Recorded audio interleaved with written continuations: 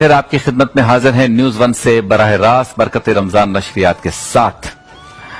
मतलब नाज़रीन, you phone का एक पैगाम है जो मैं आपके साथ शेयर करना चाहता हूं और अपने दिल की आवाज भी आपके साथ शेयर करना चाहता हूं।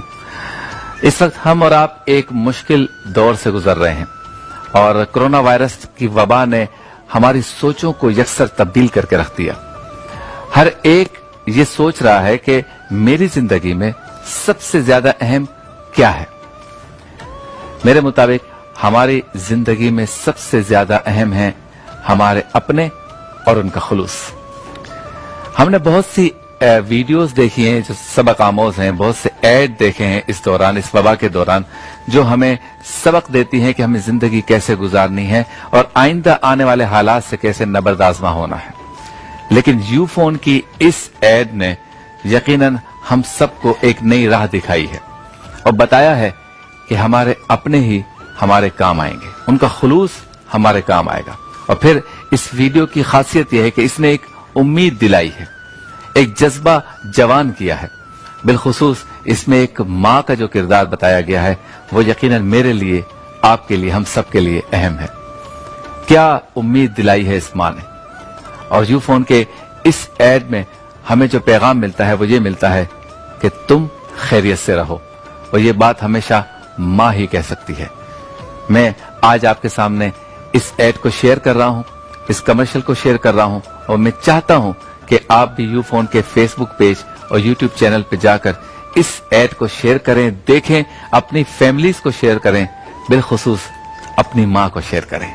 और यू फोन का पैगाम है तुम ही तो हो। आइए देखते हैं वो ऐड और इसके बाद प्रोग्राम को आगे लेके चलते हैं। 1.5 million Americans are out of a job, taking the unemployment. Sorry, Hassan.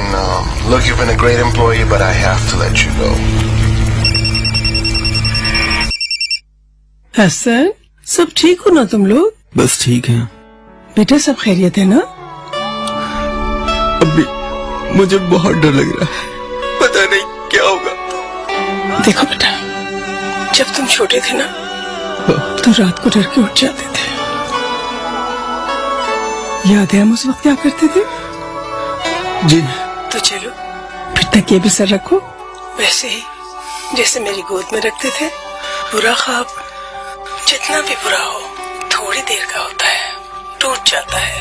अभी थोड़ी देर में सुबह हो जाएगी और तुम हिम्मत ना हारना बेटा, और उस रोशनी का इंतजार कभी न छोड़ना, समझे? और ये सब सुनकर तुम क्या कहते थे? कि जब मैं बड़ा हो जाऊंगा तो फिर कभी नहीं डरूंगा। खुलूस से दिल से आपके साथ यू फोन, जिसके लिए सब कुछ तुम ही तो हो। हमारी दुआ तुम खैरियत से रहो। सुभान अल्लाह। चलते हैं अब उस सेगमेंट की जानिब जिसमें हमारे साथ उलमाए कराम होते हैं, सना ख्वानान मुस्तफा होते हैं, एक खास मौजू होता है, गुफ्तगू होती है, इल्मी गुफ्तगू होती है, साथ साथ नजरान अकीदत भी पेश किया जाता है। सेगमेंट का नाम है बज़्म इल्म अकीदत।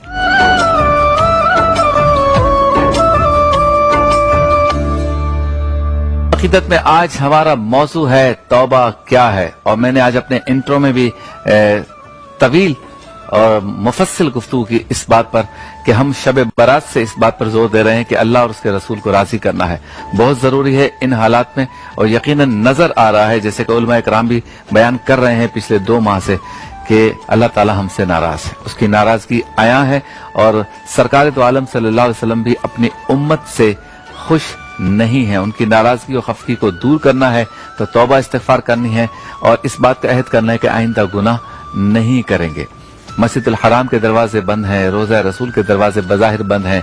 ऐसी सूरत हाल में हर शख्स को, हर उम्मती को ये सोचना है कि सारी बुराइयां, सारे गुनाह कर लिए, लेकिन अब आइंदा आने वाली जिंदगी में इन गुनाहों से किनारा कशी इख्तियार करनी है, तौबा के जरिए, इस्तिगफार के जरिए। और इसके लिए जरूरी है कि एक्सेप्टेंस की जाए, माना जाए कि हाँ मैं गुनाहगार हूं।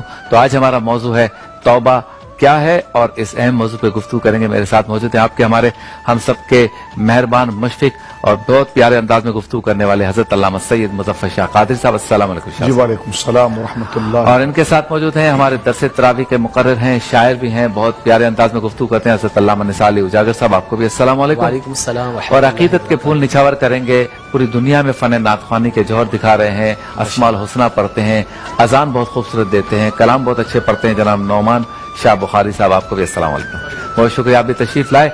तो इल्म और अकीदत साथ साथ चलेगी, यानी तौबा क्या है इस मौजू पे गुफ्तगू भी होगी और नौमान शाह बुखारी साहब से हम कलाम भी सुनते रहेंगे। पहले शाह साहब ये बताएं, माना और मफहूम क्या है तौबा का, कि सिर्फ रस्मी कार्रवाई है या इसके पीछे एक पूरी स्टोरी है, एक इसके पीछे एक नजरिया, एक फिक्र, एक सोच है कि तौबा किस तरह करनी है, उसकी शराइत क्या है और फिर उस पर बाकी वो कायम कैसे रहे। बिस्मिल्लाहिर्रहमानिर्रहीम रब्बि इश्रह ली सदरी व यस्सिर ली अमरी वहलुल उक़दतम मिन लिसानी यफ़क़हू क़ौली।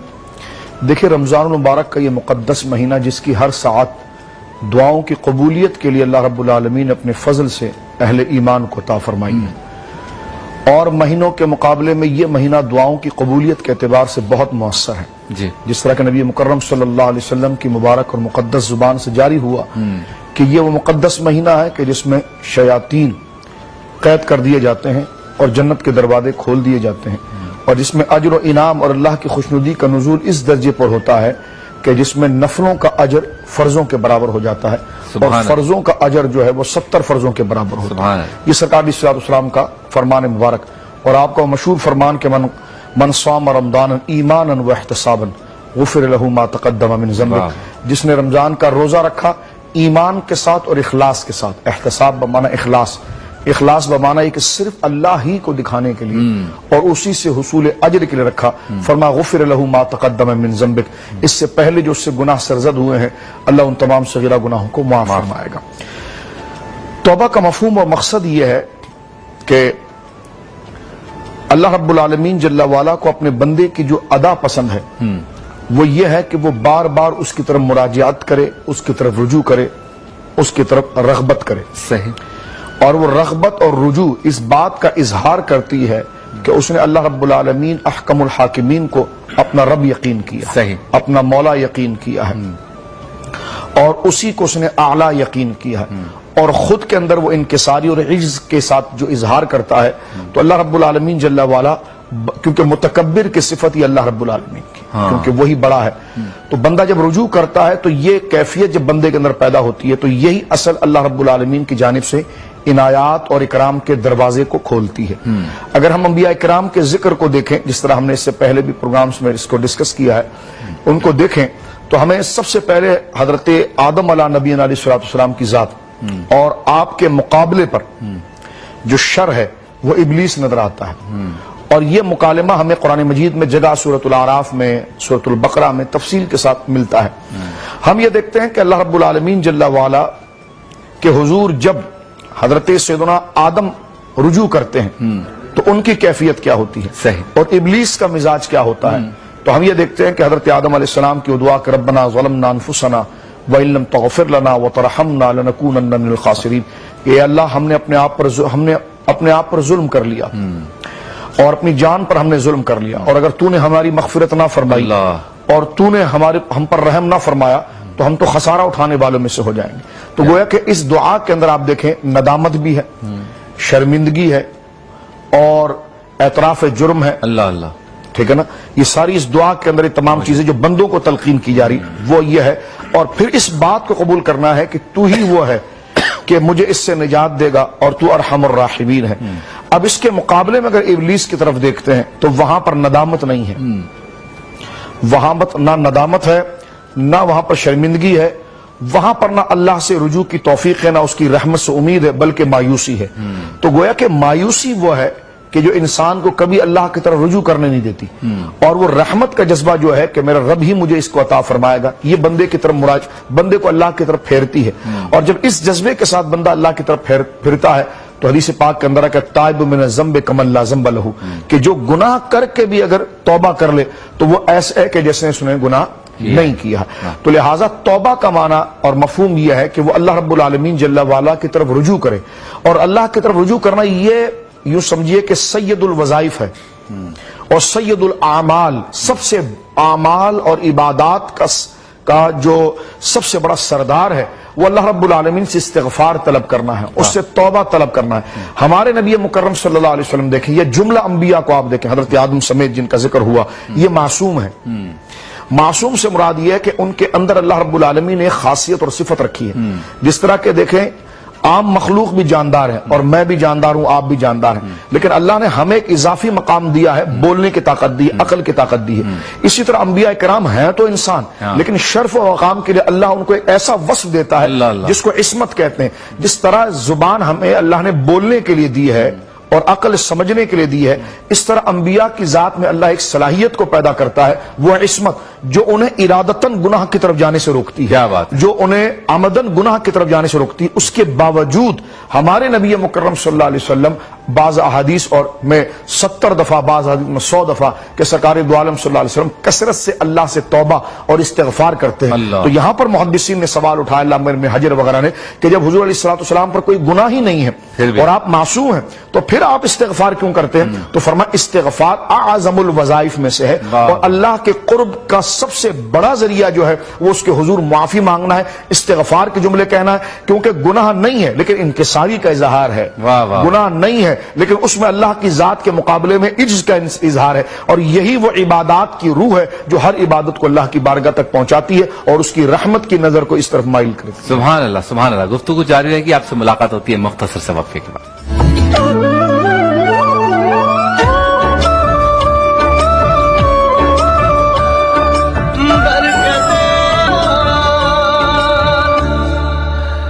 خوش آمدید، ایک بار پھر آپ کی خدمت میں حاضر ہیں۔ بزم علم و عقیدت میں ہم موجود ہیں اور توبہ کیا ہے اس موضوع پہ گفتگو ہو رہی ہے۔ اچھا شاہ صاحب، اب توبہ کرنے کے طریقے بھی جو ہے وہ آپ حضرات جس طرح سے بتاتے ہیں، ساعتیں بتاتے ہیں، ایام بتاتے ہیں، راتیں بتاتے ہیں، دعائیں بتاتے ہیں، طریقہ بھی بتاتے ہیں۔ یہ ایک دفعہ کرنا ہے جو کچھ بتایا گیا رٹ کے پڑھ لینا ہے، یا کوئی اور جذبات بھی اس میں ہونے چاہیے، افکار نظریات بھی ہونے چاہیے، آگے کے لیے کیا کرنا ہے یہ بھی جذبہ ساتھ ہونا چاہیے؟ بہت خوبصورت سوال آپ نے کیا ہے کہ طوطے کی طرح صرف زبان سے رٹنا کافی نہیں ہے، بلکہ قبولیت توبہ توبۃ نصوحہ جس کو کہا گیا ہے۔ ظاہر سی بات ہے کہ انسان کو جب علم ہی نہیں، دین سے دوری ہے کہ اس نے قبر میں کیا کرنا ہے اور قبر میں اس کے ساتھ کیا کیا ہوگا، اس کے اپنے وہی قریب اور عزیز جن کے لیے اس نے چوریاں کی تھی، معاملات کیے تھے، گناہ کے کام کے سارے محلات اور مکان اس کے اوپر رہ گئے، اب قبر میں اس نے یہ سارے حالات کو خود اکیلا بھگتنا ہے، ٹھیک ہے نا؟ فَمَن يَعْمَلْ مِثْقَالَ ذَرَّةٍ خَيْرًا يَرَهُ وَمَن يَعْمَلْ مِثْقَالَ ذَرَّةٍ شَرًّا يَرَهُ، یعنی بڑے نیکیاں تو چھوڑیے، ادنا سے بھی نیکی اگر رائی کے دانے کے برابر بھی ہوگی اس کا بھی اللہ رب العالمین اجر عطا فرمائے۔ بڑے گناہ تو چھوڑیے، اگر ادنا سے بھی گناہ اگر رائی کے دانے کے برابر بھی ہوگا، علیہ باللہ، اللہ ہمیں معاف فرمائے، وہ بھی بندہ اس کے سامنے بھگتے گا اور اس کا اجر اس کو لینا پڑے گا۔ جس طرح حدیث پاک جامع ترمذی شریف کے اندر موجود ہے کہ 5 سوالات ایسے ہیں جس کے بغیر خاص اور عام کوئی بھی قدم آگے نہیں اٹھا سکتا، چاہے وہ ممبر پر بیٹھا ہے، چاہے وہ صف میں بیٹھا ہے، چاہے اس کی داڑھی ہے، چاہے اس کی داڑھی نہیں ہے، یہ 5 سوالات کے جوابات دیے بغیر وہ قدم آگے نہیں بڑھائے گا۔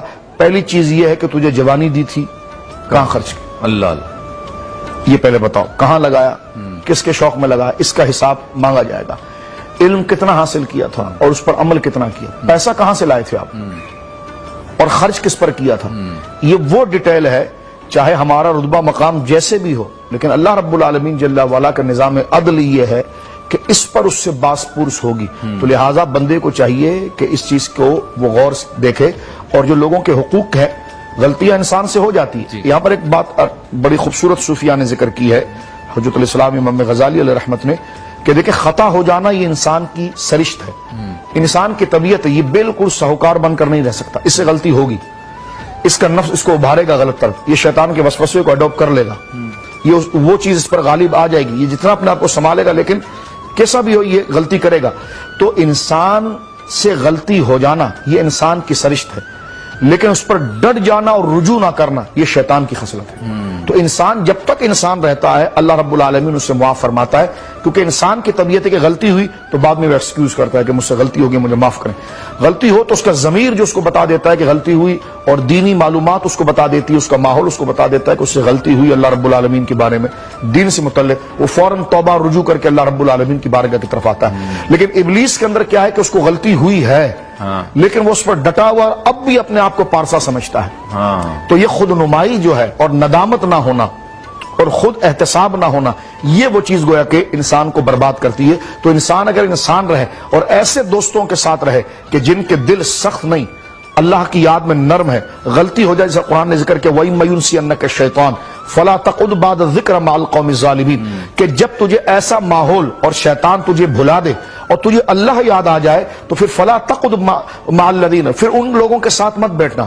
وَإِمَّا يُنْسِيَنَّكَ الشَّيْطَانُ فَلَا تَقْعُدْ بَعْدَ الذِّكْرِ مَعَ الْقَوْمِ الظَّالِمِينَ، تو اللہ کے یاد آنے کے بعد پھر ان ظالموں کے ساتھ تو صحبت میں نہ بیٹھنا. جس طرح قرآن نے ایک جگہ اور ذکر کیا ہے وَلَا تَكُونُوا كَالَّذِينَ نَسُوا اللَّهَ فَأَنسَاهُمْ أَنفُسَهُمْ أُولَٰئِكَ هُمُ الْفَاسِقُونَ، ان لوگوں کی طرح نہ ہونا کہ جنہوں نے اللہ کو بھلا دیا، کیونکہ جو اللہ کو بھلا دیتا ہے وہ خود کو بھلا دیتا ہے اور وہ فاسق ہے. لہٰذا آپ دیکھیے علماء نے اس پر جو نباز وقت ہے انہوں نے اس بات کو دیکھا کہ فرعون کو اگر آپ دیکھیں، نمرود کو آپ دیکھیں، کتنی بڑی سلطنت وہ چلاتے تھے، چونٹی سے لے کر ہاتھی تک کا نظام ان کے پاس تھا. عقل اتنی تھی کہ جناب بندہ ایک گھر چلانے میں اتنا عقل مند ہونا چاہیے تو پوری نظام سلطنت چلانے کے اندر اس کو کتنی عقل ہونی چاہیے. لیکن حضرت موسیٰ کی سادہ سی بات اس کو سمجھ میں نہیں آ رہی تھی. حضرت موسیٰ سامنے کھڑے ہو گئے سادہ سی بات اس سے کر رہے تھے، وہ اس کو سمجھ میں نہیں آ رہی تھی. حضرت ابراہیم سادہ سی ایک بات اس کے سامنے کر رہے تھے لیکن نمرود کو سمجھ میں نہیں آ رہی تھی. یہاں پر یہ پتا چلتا ہے کہ بندے کے اندر جب ایگو اور کبر آتا ہے تو پھر وہ اہم چیزوں کو چھوڑتا ہے. جب کبر اس کے اندر آئے گا، کیونکہ یہی حضرت مولا مرتضیٰ رضی اللہ تعالیٰ کے قول مبارک ہے کہ متکبر وہ شخص ہے کہ جو اندر سے گھٹتا بھی ہے لیکن کسی کو اس پر رحم نہیں آتا، کیونکہ وہ اپنے علاوہ سب کو ذلیل اور حقیر سمجھتا ہے. تو لہٰذا انسان کے اندر کبر کب آتا ہے اور وہ اس قسم کا فرعون کب بن جاتا ہے جب وہ خدا کو بھولتا ہے.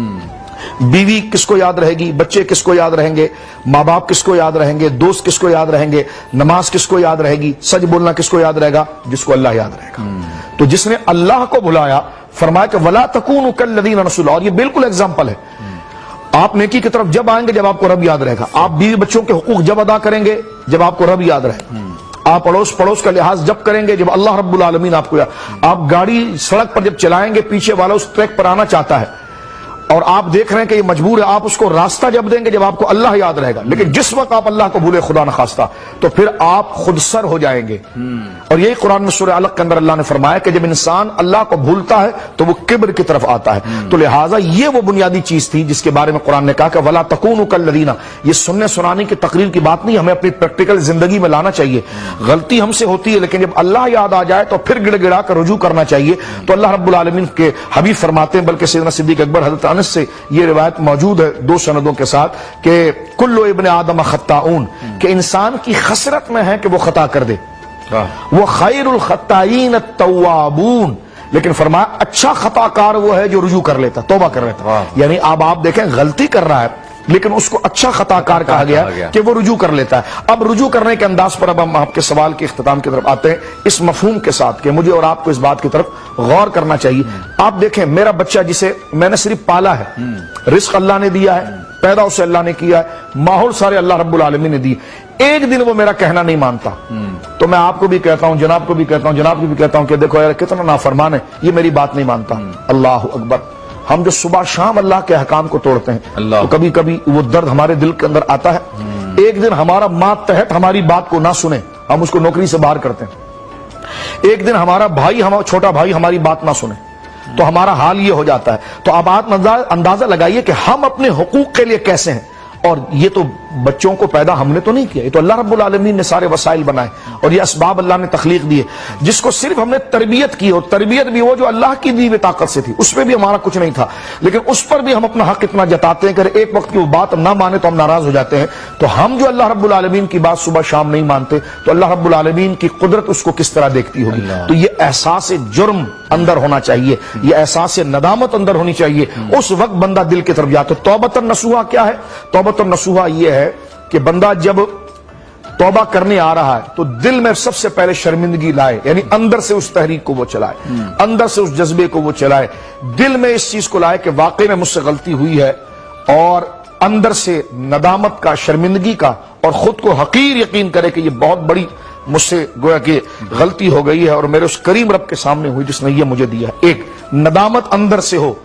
نمبر دو، دوبارہ یہ گناہ، یہ غلیظ کام میں دوبارہ نہیں کروں گا، یہ گندا کام میں دوبارہ نہیں کروں گا، کیونکہ خود بندہ اتنا گلٹی کر رہا ہے، تو لہذا دوسری بات یہ۔ تیسری بات اس کے ساتھ یہ ہے کہ پھر وہ زبان کے سے اللہ رب العالمین کے حضور اس کا اعلان کرے استغفر اللہ کہہ کر کہ اللہ میں تیری بارگاہ میں رجوع کرتا ہوں۔ تو جب یہ مجموعہ ذکر کے ساتھ، اپنے اندر ارادے کے ساتھ، ندامت کے ساتھ، اور آئندہ اس کو دہرائے گا نہیں، اس نیت کے ساتھ جب وہ جم کر توبہ کرتا ہے تو اللہ رب العالمین فرماتا ہے کہ یہ گناہ آسمان کو بھی چھو رہے ہوتے ہیں نا تو میں معاف کر دیتا ہوں، بلکہ شرک جیسا گناہ بھی اس ترتیب کے ساتھ مانگا جائے، دعا مانگی جائے، اللہ سے رجوع کیا جائے تو اللہ رب العالمین جل والا اسے بھی معاف فرما دیتا ہے اس رجوع کرنے کی وجہ، اور وہ ایسے پاک ہو جاتا ہے جسے اپنی ماں کے پیٹ سے پیدا ہوا۔ اولیاء سے پوچھا گیا کہ مثلا ایک کام ہم نے تو ڈھیروں گناہ کیے ہوئے، اب ہمیں یاد نہیں ہم نے ایک گناہ کیا، دو گناہ کیا، یہ کیا، وہ کیا، تو ایک تو اظہار گناہ نہیں ہونا چاہیے۔ مثلا بعض لوگوں کو دعا کراتے ہوئے دیکھا یا اللہ ہم نے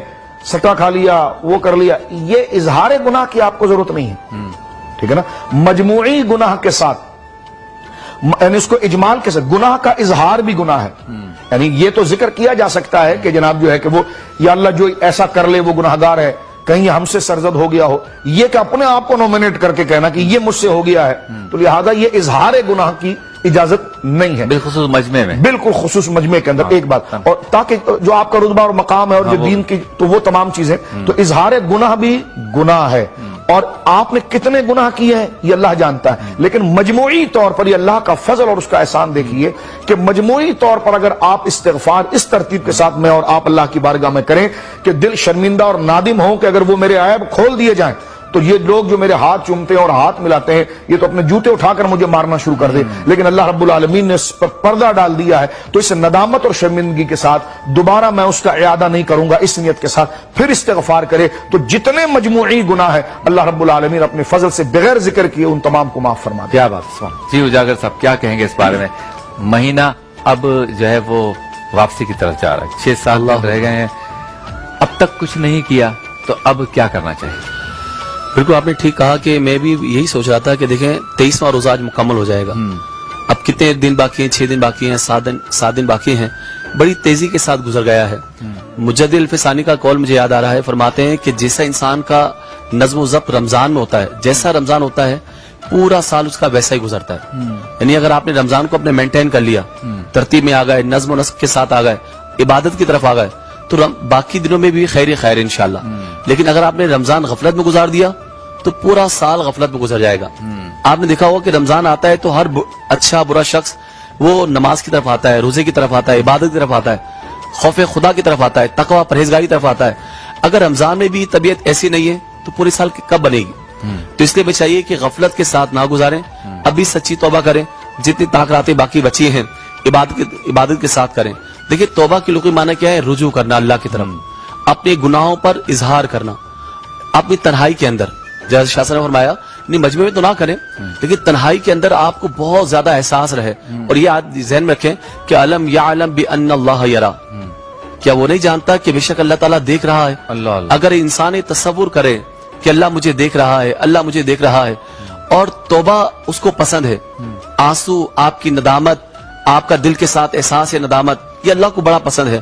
آپ دیکھیں اپنے حبیب کو حکم دیا وَاسْتَغْفِرْ إِنَّهُ كَانَ تَوَّابًا، تو اسی سے توبہ کیجئے، استغفار کیجئے، بے شک وہ بہت زیادہ توبہ قبول کرنے والا ہے۔ میرے نبی معصوم ہیں، معصوم عن الخطا ہیں، مگر روزانہ 70 بار استغفار کر رہے ہیں، ایک روایت میں آتا ہے کہ 100 بار استغفار کر رہے ہیں۔ آپ دیکھیں یونس علیہ السلام مچھلی کے پیٹ میں تو توبہ کریں لا الہ الا انت سبحانک انی کنت من الظالمین، اور پھر مچھلی بھی انہیں اگل دیتی ہے۔ اور آپ دیکھیں کہ قوم یونس پر جب اجتماعی توبہ کرتے ہیں، استغفار کرتے ہیں تو جو عذاب چھا چکا ہے وہ عذاب ٹل جاتا ہے۔ تو پتہ چلا کہ انسان اگر سچی توبہ کر لینا تو آیا ہوا عذاب بھی ٹل جاتا ہے، چھایا ہوا عذاب بھی ٹل جاتا ہے۔ اللہ تعالیٰ کو توبہ بڑی پسند ہے۔ سورہ توبہ کے اندر دیکھیں آپ، قرآن کی سورت کا نام ہی سورہ توبہ ہے۔ 3 صحابہ کی جو توبہ ہے اللہ تعالیٰ نے کیسی توبہ قبول فرمائی؟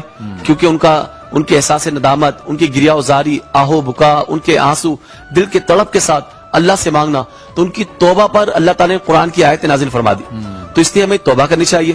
اور پھر دیکھیں حضرت آدم علیہ السلام کی دعا، ربنا ظلمنا انفسنا وان لم تغفر لنا وترحمنا لنکونن من الخاسرین. اور پھر انسان جب سجدے میں جا کے توبہ کرتا ہے نا تو یہ اللہ کو بڑی پسند ہے. یہاں پر یہ بات کہوں گا ناظرین کو، آپ کوشش کریں جب توبہ کریں نا تو کوشش کریں تھوڑا سا صدقہ دے دیں، 2 نفل صلاۃ توبہ ادا کر لیں، پھر سورہ فاتحہ پڑھ کے دعا مانگیں اور دل کے ساتھ استغفار کریں. دیکھیں صدقہ کریں گے رحمت متوجہ ہوگی، نماز پڑھیں گے رحمت متوجہ ہوگی، پھر دل کے ساتھ استغفار کریں سورہ فاتحہ پڑھ کر، پھر انشاءاللہ آپ کی توبہ ضرور قبول ہوگی. اور بات یاد رکھیے گا کہ جب بھی گناہ ہو جائے، اللہ نہ کرے، بات تقاضۂ بشریت، اگر گناہ ہو جائے تو اسی وقت آپ نیکی کرنے کی عادت ڈالیں، اسی وقت استغفار کریں، نیکیاں کریں، سورہ اخلاص 3 بار پڑھ لیں، تاکہ نیکی کے سبب سے آپ کے گناہ معاف کر دیں. کیونکہ وہ مالک ہر چیز پہ قادر ہے، وہ چاہے تو گناہوں کو مٹا دے، وہ جو چاہتا ہے لکھ دیتا ہے، جو چاہتا ہے مٹا دیتا ہے، اور وہ چاہے تو گناہوں کو نیکیوں سے تبدیل فرما دیتا ہے. تو سچی توبہ کی طرف ہمیں رجوع کرنا چاہیے. اور یہی ہے، میں 2 شعر پڑھنا چاہوں گا اپنے کلام کے، میں نے لکھا ہے کہ میرا عمل ہے سیاہ نامہ مجھے خدایا معاف کر دے. میرا عمل ہے سیاہ نامہ مجھے خدایا معاف کر دے، ہے آس مجھ کو تو بخش دے گا مجھے خدایا معاف کر دے. پہاڑ جیسی میری خطائیں مگر بہت ہیں تیری عطائیں، پہاڑ جیسی میری خطائیں مگر بہت ہیں تیری عطائیں، معاف کرنا شعار تیرا مجھے خدایا معاف کر دے. سبحان اللہ. تو بزم علم و عقیدت میں آج توبہ کیا ہے اس موضوع پہ گفتگو ہو رہی ہے. ہمارے ساتھ ممتاز ثناء جناب نعمان شاہ بخاری موجود ہیں، ان سے کلام بھی سنیں گے. آپ سے ملاقات ہوتی ہے مختصر سے وقفے کے بعد لوٹیں گے تو اسی طرح سے گفتگو بھی جاری رہے گی، ساتھ ساتھ عقیدت کے پھول بھی نچھاور کیے جائیں گے مختصر سے وقفے کے بعد. عقیدت میں ہم موجود ہیں، ہمارے ساتھ موجود ہیں ممتاز ثناء نعمان شاہ بخاری، ان سے کلام سنتے ہیں. جی شاہ صاحب سنائیے. بہت شکریہ. بسم اللہ الرحمن الرحیم. میری قسمت کا میرے خدا تو اگر دور کر دے اندھیرا تو کیا بات ہے. ہجر کی تند و تاریخ راتوں کب ہو حرم میں سویرا تو کیا بات ہے. میرے ہونٹوں پہ ہر دم رہے گونجتے اپنے آقا کی تعریف کے زمزمے. میرے ہونٹوں پہ ہر دم رہے گونجتے اپنے آقا کی تعریف کے زمزمے. اس کے بدلے مجھے حشر اور قبر میں رحمتوں نے گھیرا تو کیا بات ہے. رشک میرے مقدر پہ کرنے لگے سب فرشتے بھی حورے بھی غلمان بھی. رشک میرے پہ کرنے لگے سب فرشتے بھی حورے بھی غلمان بھی. کملی والے کے قدموں میں یوں جا کے میں ڈال دوں اپنا ڈیرا تو کیا بات ہے. اے خدا جسم پر بازووں کی جگہ ہے، خدا جسم پر بازووں کی جگہ اپنی قدرت سے تو پر لگا دے مجھے. دن کو اڑتا پھروں گرد کعبے کے میں شب مدینے بسیرا تو کیا بات ہے. میری قسمت کا میرے خدا تو اگر دور کر دے اندھیرا تو کیا بات ہے. سبز گنبد کو مشتاق نظروں سے میں ٹک ٹکی باندھ کر اے سکتا رہوں، سبز گنبد کو مشتاق نظروں سے میں ٹک ٹکی باندھ کر ایسے تھکتا رہوں، لب پہ صلی اللہ کا میرے ورد ہو، دم نکل جائے میرا تو کیا بات ہے، لب پہ صلی اللہ کا میرے ورد ہو، دم نکل جائے میرا تو کیا بات ہے، میری قسمت کا میرے خدا تو اگر دور کر دے اندھیرا تو کیا بات ہے، ہجر کی تند و تاریک راتوں کب ہو حرم میں سویرا تو کیا بات ہے۔ کلام پڑھا، بہت شکریہ آپ کا نعمان شاہ بخاری صاحب۔ تو گفتگو ہو رہی ہے توبہ کیا ہے، اور موجود ہے ہمارے ساتھ علامہ مفتی آصف سعید قادری صاحب بھی۔ السلام علیکم، بہت شکریہ حضور آپ تشریف لائے۔ وعلیکم السلام ورحمۃ اللہ۔ تو توبہ پہ گفتگو ہو رہی ہے، ذرا بتائیے علامہ صاحب، آپ اپنے چاہنے والوں کو جو آپ کے پاس آتے ہیں اوراد و وظائف کے لیے، اللہ کے حضور گڑ گڑا کر دعا مانگنا، توبہ کرنا، استغفار کرنا، اس حوالے سے کیا ترغیب دیتے ہیں؟ اعوذ باللہ السمیع العلیم من الشیطان الرجیم، بسم اللہ الرحمن الرحیم۔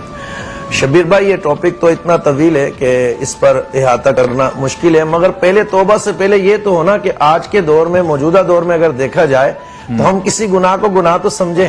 جی، آج کے دور میں توبہ کو ایک مذاق بھی بنا لیا گیا ہے، اور گناہ اس طریقے سے کیا جاتا ہے گویا وہ گناہ ہی نہیں ہے۔ مثلا لوگ انصاف کے نام پر بے انصافی کا بازار گرم کرتے ہیں، اور اپنے فراڈ کو عقل اور شعور کا نام دیتے ہیں کہ ہم تیز ہیں، ہم فراڈ ہیں۔ اور توبہ تو اللہ تبارک و تعالیٰ نے یہ دروازہ رکھا ہے، یہ حضرت انسان کے لیے اللہ کی خاص نعمت ہے۔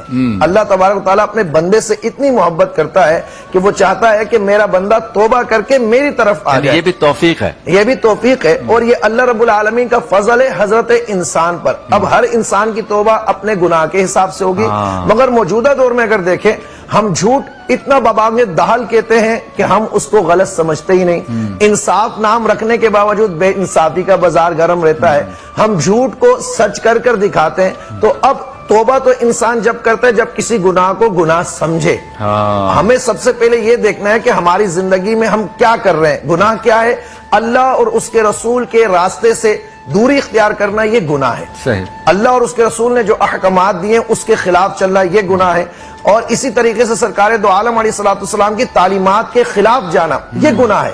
اب لوگوں کو نہ توبہ کا مفہوم پتا ہے نہ گناہ کی تعریف پتا ہے، تو لوگ اسی بیچ میں گھوم رہے ہیں اور یہ سمجھتے ہیں کہ اگر ہم نے صرف 2 آنسو بہا لیے یا 1 گھنٹہ ہم نے بیٹھ کر توبہ کر لی۔ اب اگر آپ صوفیہ کرام کی یا بزرگوں کی زندگی کو پڑھتے ہیں، ان سے اگر کوئی گناہ سرزد ہو گیا تو انہوں نے جب توبہ کی تو اللہ تعالیٰ نے ان کو وہ استقامت عطا فرمائی کہ وہ ولایت کے پھر اعلیٰ مقام پر پہنچے، وقت کے غوث قطب ابدال بنے، کیونکہ وہ گناہ کی حساسیت کو سمجھتے تھے کہ ہمارا رب عز و جل ہم سے ناراض ہو جائے گا، اور وہ ذات ناراض ہو جائے جو 70 ماؤں سے زیادہ محبت کرتی ہے، تو یہ میری کتنی بڑی جو ہے نا غلطی ہوگی۔ آج کے دور میں یہ ہے کہ لوگ پہلے تو گناہ کو سمجھیں کہ اعتراف کریں، اعتراف کہ ہاں میں نے گناہ کیا، اعتراف کریں کہ میں نے گناہ کیا ہے، اور گناہ کو ایکسپٹ کرنے کے بعد پھر توبہ کر کے اس کی اپنی اصلاح بھی کرے اور دوبارہ نہ کرنے کا پکا ارادہ کرے۔ اس کے ساتھ ساتھ توبہ کو صرف پڑھ لینے سے توبہ کی توفیق نہیں ملتی، توبہ کی توفیق صحبت صالح سے ملتی ہے۔ اچھی صحبت کو اختیار کرنے سے انسان توبہ پر استقامت بھی حاصل کرتا ہے، توبہ کی توفیق بھی ملتی ہے، کیونکہ صالحین کی صحبت، شیخ سعدی فرماتے ہیں صالحین کی صحبت تجھے نیک بنا دیتی ہے۔ صرف کتابیں پڑھ لینے سے یا مفہوم توبہ پڑھ لینے سے یا ٹی وی چینلز پر بیٹھ کر ایک بار توبہ کر لینے سے توبہ قابل قبول نہیں ہوگی جب تک استقامت نہیں ملے گی، جب تک صحبت نہ ملے. اور صحبت کا حکم تو اللہ رب العالمین کے قرآن نے خود دیا ہے کہ اگر تم اپنی جانوں پر ظلم کر بیٹھو تو پیارے مصطفیٰ کے بارگاہ میں حاضر ہو جاؤ. جیسا کہ ابھی جو ہم پر وبا آئی ہوئی ہے، یہ عذاب اور مصیبت کی صورت میں ہونا تو یہ چاہیے تھا کہ ہم سب لوگ بشمول پوری امت کے اپنے دل اپنے ذہن کو رسول اللہ صلی اللہ علیہ وسلم کی بارگاہ میں جھکاتے، اللہ کے حضور اپنے گناہوں کا اعتراف کر کے توبہ کرتے، رسول اللہ کو وسیلہ بناتے، تو یہ معاملہ جلد حل ہو جاتا. مگر امت نے اس چیز کو سمجھا نہیں. اللہ تعالی ہمیں اس کو سمجھنے کی توفیق عطا فرمائے. بہت خوب، ماشاءاللہ، زبردست ہو گیا. چلتے ہیں بریک کی جانب، بریک کے بعد ہوتی ہے آپ سے دوبارہ ملاقات.